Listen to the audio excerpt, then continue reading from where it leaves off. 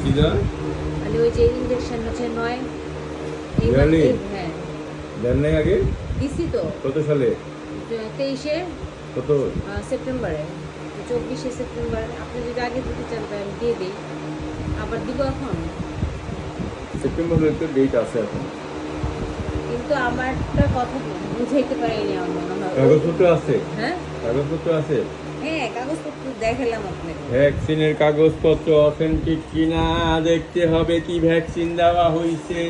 Indian মাল, দরিয়ায় ঢাল ইন্ডিয়ান ভ্যাকসিন না ইউরোপিয়ান ভ্যাকসিন, আমেরিকান ভ্যাকসিন, এটা বুঝতে হবে।